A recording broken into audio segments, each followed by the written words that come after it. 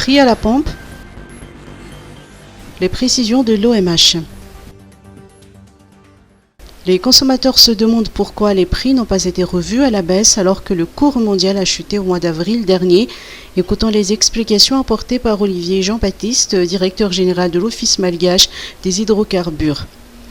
Depuis un certain nombre de semaines, nous avons constaté une baisse drastique des prix internationaux du pétrole brut sur le marché mondial.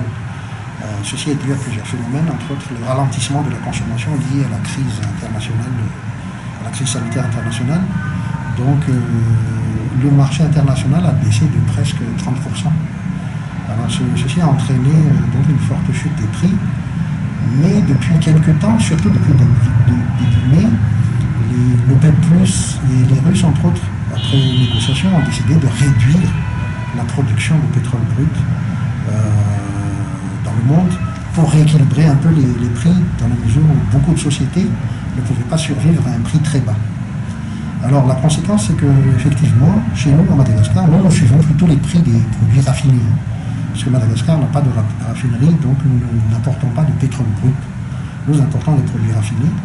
Et ces produits raffinés, certes corrélés au pétrole brut, ces produits raffinés n'arrivent pas quotidiennement à Madagascar. Nous avons des cycles d'importation qui sont autour de 35 jours en moyenne. C'est-à-dire que les bateaux arrivent tous les 35 jours en moyenne, entre 30 et 40. Donc la conséquence de ce système d'approvisionnement du pays est que dans la manière de fixer les prix à la pompe, dans une structure de prix, ces structures tiennent compte d'un certain nombre de paramètres économiques, dont les cours internationaux et surtout aussi le taux de change, ainsi que tous les frais relatifs à la chaîne d'approvisionnement, donc les assurances, les frais maritimes, les frais de débarquement à Tamatave, les frais logistiques pour mettre le produit sur tous les territoires, puisqu'il y a plus d'une vingtaine de dépôts autres que Tamatave, entre autres Tana, Antirabé, Fianar, etc. Donc il y a une vingtaine, plus tous les marges donc, de tous les intervenants de la chaîne d'approvisionnement du pays, de la chaîne logistique du pays. Donc, comme je disais, comme on a un cycle d'environ 35 jours, et qu'aujourd'hui, nos niveaux de stock sont aux alentours de 60 jours, plus ou moins, ce cycle-là fait que ce qu'on consomme le mois M, souvent, c'est le stock qui est arrivé le mois M-2. Donc, du fait de ça, nous ne pouvons pas tout de suite, au moment où ça baisse, bénéficier de cette baisse au moment où ça se passe. Mais c'est un peu décalé dans le temps, lié à notre système d'approvisionnement.